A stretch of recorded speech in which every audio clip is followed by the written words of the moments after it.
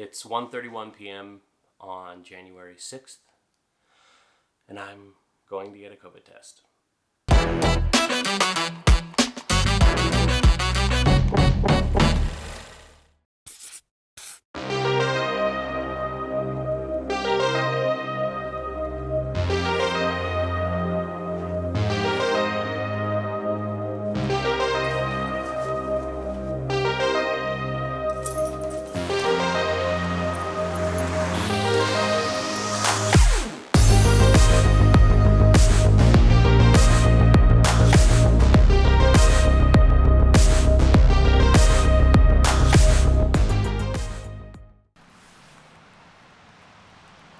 It's raining. There's snow on the ground, and it's raining. Part of what is so intimidating and scary about trying to vlog, especially daily vlogging, is the fact that you have to walk around with this camera in front of your face. And I'm in front of my apartment, so I'm probably going to get made fun of. I think that's part of what makes Peter McKinnon and Casey Neistat's vlogs so entertaining, is they're out in the world doing shit.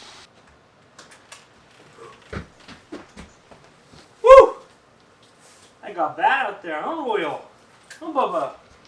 So yesterday was a complete wash. I didn't have anything exceptional or spectacular planned. I don't know what I was thinking trying to start daily vlogging in the middle of the week when I have a normal 9-to-5 job. I have some cool things planned for this weekend, but today, in combination with yesterday, is probably going to be kind of just a day in the life.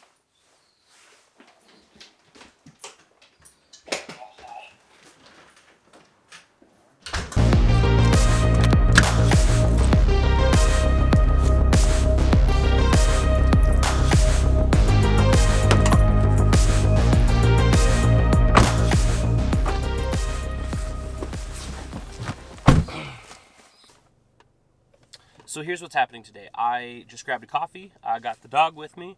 I'm going to go get a precautionary Rona test done. And my favorite breakfast burrito place has been closed since like Christmas Eve because they do like a winter break. And I'm dying for one of those. So I'm going to grab one of those. And then I'm going to talk a little bit about how I went from just being a guy that was gifted a camera for Christmas to starting to get paid, and kind of just what that transition was like, and you know, if I was starting over, what I wish people would have told me. So that's what we're doing today. Also, we're gonna have to call GoPro support at some point because I ordered the new Hero 10 Black on Friday with 3 to 5 day shipping, and it hasn't even shipped, and then the pending charge on my bank account has disappeared. And it was like a great end of the year deal where I got the brand new GoPro for like $250 with a GoPro subscription. So it came out to be like $300, or maybe it was $299 plus the GoPro subscription. Anyway, it was an incredible deal, and I'm afraid they're going to try and take it away from me. Hello, if you're looking to contact GoPro customer support, please visit gopro.com/help for assistance. Thanks. Hello, if you're looking to contact GoPro customer support, please visit gopro.com/help for assistance. Thanks. Fucking hung up on me in this gigantic line to try and get this C19 test. I was about to... Shh. This dog, I'm telling you, just whines and whines and whines and whines and whines and whines and whines. Stick your head out the window.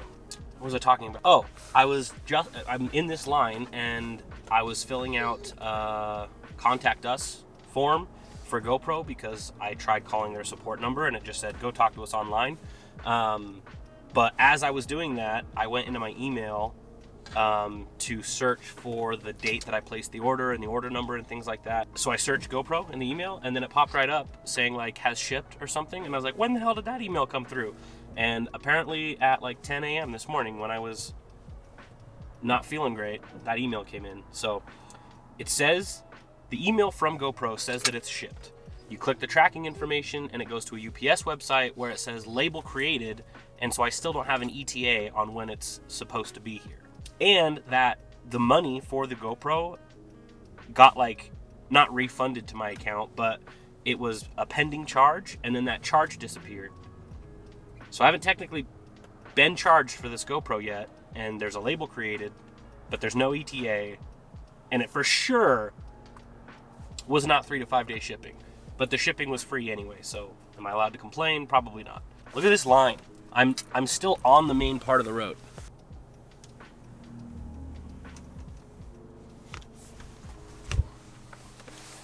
I'd say there's about 10 cars before I enter the parking lot.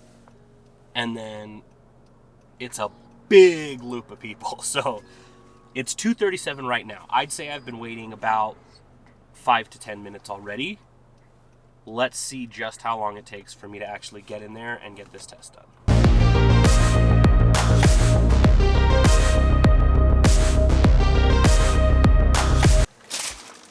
I got my burrito. That test came back negative in like 10 minutes, so good to go there. Reverend Salt Lake. Hector's on 33rd South.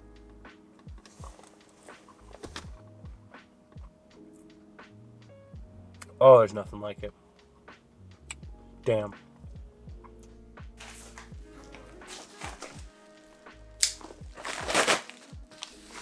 I'm back home.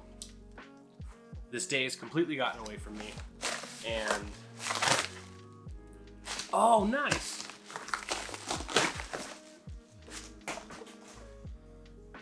Chemex filters. I got this for Christmas, but I didn't get any filters, so Amazon sent me some. Should we try and do some coffee B-roll real quick? I've never done this in my life. Let's do it.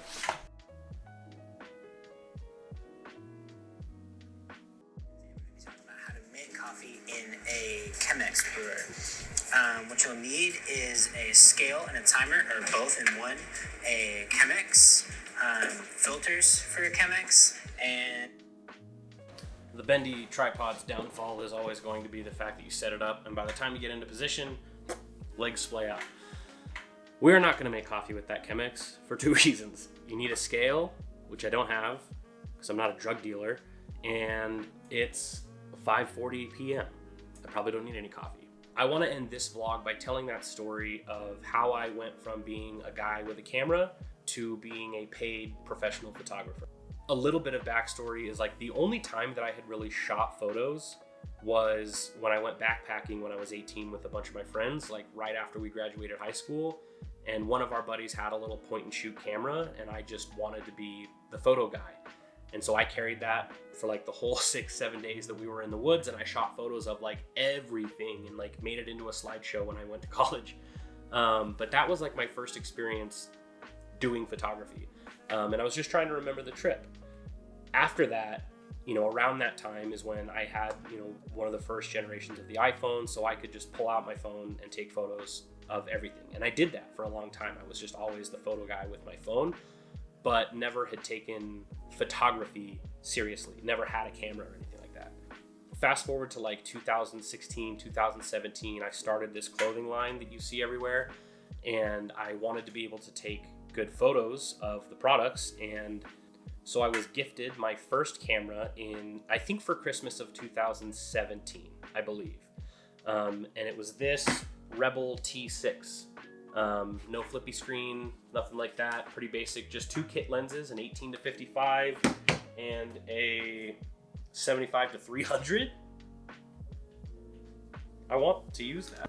And I just got really discouraged because we would go up in the mountains with some of the products. We would go on a walking trail, you know, stand off to the side. There would be a decent backdrop, and I'd point and I'd shoot. And I think I was shooting on fully automatic mode, but I just wasn't ever really happy with them. You know, they were technically photos, but, you know, I couldn't figure out why my photos didn't look like Peter McKinnon's or Short Stash or any of these other like travel photographers on Instagram. And so I got the photos that I needed for the website, but other than that, I had really put the camera down and given up for like a year or more. Fast forward to about fall of 2019, I think. A friend of mine asked me to shoot photos of him and his little family. They had just had a baby, and so, you know, I was new, but I had a DSLR camera. He just wanted some photos that were a little bit better than what you could get on an iPhone. And so we went up some canyon in like Layton, Utah near him, and I again shot pretty much on full automatic mode, posed them as cute as I could.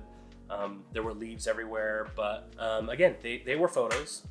And I remember on the way home, I was at a red light right by my house, and they sent me a Venmo for $60. And I was like, damn, like, and I don't know, there was a click that like this was real and I really can make money shooting photos.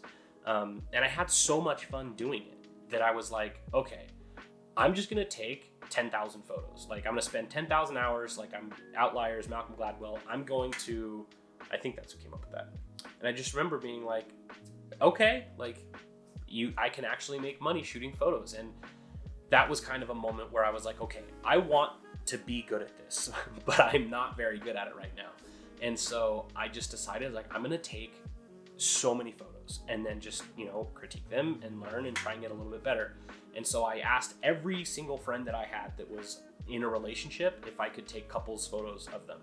I was like, I'll do it for free, just please, like I'm trying to build a portfolio, I'm trying to get better at this, can we go take photos? So we would just go up one of these canyons near Salt Lake City and find a foresty or wilderness looking area and shoot photos. And so the very first time I did that after that first family, they'd be like, okay, so what do we owe you? I was like, I don't really know what my prices are yet. The last people that I shot photos of gave me $60. And so they were like, okay, and they gave me $60. So I did that a few more times and then started having conversations both with people that I had shot photos for. I was starting to meet other photographers through Instagram, and then just friends that, I guess wanted to give me some advice. But the general consensus was like, this is worth more. These photos are good enough and they're valuable enough to the people receiving them that like people will pay you more and you should definitely charge more. I just decided that like, okay, $100 for an hour of photos seems reasonable. And to me, I was like, $100 an hour, that's insane. But it's not accounting for all the time filtering and editing the photo. So for a long time, that's what I did. I shot photos for like $100 an hour. If they wanted like a really long session, or if it was a whole family of like more people, I would do $200 and they would have me for 2 hours. And so that was kind of the evolution of things. And I was starting to shift my Instagram towards showing more of my work and not just like what I was doing day to day. I started to kind of focus my Instagram like I'm a photographer. That was like, I took on that identity, and that's when I started getting more and more clients. Like I put it out there. I was like, I am a photographer. I take photos now. Anybody, do you need your photos taken? I am a photographer. Hello, do you need your photos taken? I am a photographer. Essentially that, but through social media and honestly in person. Somebody would be like, oh, I just got engaged. Like, you need a photographer? Somebody would be like, oh, it's so-and-so's. Oh, it's my son's 3rd birthday party coming up. Do you need a photographer? And so I just kind of hustled that way and like recommending myself. And then luckily I've always had a pretty solid group of friends. And so anybody that I had shot photos for or knew that I was shooting photos and like wanted me to take their photos, but like didn't have an occasion for it or something, but like just lots of word of mouth recommendations. And so word of mouth, referrals, things like that led to me just kind of consistently, at least a couple of times a month, shooting photos for around $100 an hour. And then I think it was around summer of 2020 that a friend of mine who I hadn't seen in person since like elementary school hit me, but we're Facebook friends, and he hit me up and said like, I'm getting married this October. I see you're shooting photos now. I think you take great photos. Like, do you want to shoot the photos of my wedding? And I was overwhelmed. I did cry a little bit. I just remember being like, yes, absolutely. I'll put together an idea of what a package could look like and I'll send that over. So I actually downloaded some free wedding photography contract off, online, and all of the research that I had done, and considering that, I was going to be there for like all day, like 8 hours or something, from the prep and everybody getting ready and the ceremony and dinner and the reception. So, just considering how long I was going to be there, how many photos I was probably going to end up delivering, I rented a flash and I financed a new camera. And that's when I bought the Canon R6, because I was like, I cannot shoot this wedding on this Canon Rebel T6. And so that was a big pivotal moment for me, where I was like, I'm going to shoot photos of a wedding. And I got this new full frame camera, and it was just a world of difference. Like hand-me-down Dodge Neon, you know, a new Lexus. Like it's not a Maserati, it's not a cinema camera, but I mean, as far as cameras go these days, for photos especially, this Canon R6 is everything. I'm not a car guy, so excuse the references, but that was a big break for me. Also, through 2020, I had a friend start a watch company, and so from like March of 2020 through the end of the year, twice a month, I was delivering, you know, small batches of photos of this watch, both flat lays, wrist shots, and that was like mind-blowing, groundbreaking, that I got so much practice taking product photos, learning how to put these products in different environments, using different backgrounds, using different props, you know, trying to do storytelling on the table with accessories in a product. Like, I'm just very thankful that I got all that practice shooting for him. And so that was like where I started to learn that that's probably the route that I want to go. I love, and I think that there's good money in shooting weddings, and I would find a lot of joy shooting weddings, but there's a lot more creative freedom when it comes to shooting products and lifestyle images for brands. And so that's when I really started kind of going that direction. And that's what I've been doing for a while now. And I have since shot for like 5 or 6 different brands. I continue to do couples and engagements and families and things like that. And I, you know, really just have my sights set on building that creative empire. I think that for now, if there was a really good opportunity, or, you know, I really like the people, or, you know, they're willing to pay me what I'm worth, I happily would still shoot engagements. I would shoot a wedding still, but really trying to hone in on that system of outreach to brands, getting books to shoot product photos and lifestyle photos. And whether that be lots of quick turnover of different batches of photos, like even if it's a one-off for a brand, that's fine. But for me, this subscription model has been very mutually beneficial, because I'm able to kind of batch my work, and, you know, on a certain weekend when I'm already in the mode of taking photos, I can do this brand and this brand, especially because the 2 brands I'm shooting kind of have the same general ethos of like the style of the photos. And so I'm able to batch them that way, but that's how I sustained myself pretty much just doing photography from July of 2021 up until December of 2021, when I decided to get another 9 to 5. And that was mostly because I realized I had the time for it, and I could still do everything that I was doing with my current clients and probably still expand a little bit. And everything I was going to learn at this 9 to 5 in a sales role, you know, all those skills are so universal. It's going to make me even better at this other part of my business anyway. So that's where I'm at now. Is I have this 9 to 5 job that I'm very excited about, and I also am still trying to kind of continue and grow this other business that is commercial photography. Part of doing all of these vlogs is trying to get more familiar and comfortable doing video. The daily vlogs are not the highest quality or highest produced videos, but it gets me using my camera. It helps me think ahead of what shots I'm gonna try and shoot. Like, what is the, like, kind of blocking out my day. What is this gonna look like? What shots do I need? Things like that. So it's just, it's helping already. It's only day 2. I understand that these are a little all over the place, and I love you for watching this if you did. This day really got away from me, and yesterday got away from me. So let's end the vlog there. I appreciate you being here.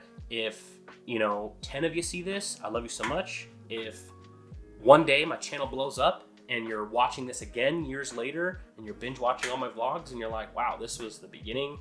Yeah, these are probably pretty bad, but practice, repetition. It's exactly what I did taking photos. I was pretty shitty, and then I was like, I'm gonna take a ton of photos and get better over time. And that's exactly what happened. So I'm gonna make a bunch of videos that'll suck, and then they'll get better and eventually not suck. And maybe I'll be really good at this one day. So vlog number 2, over.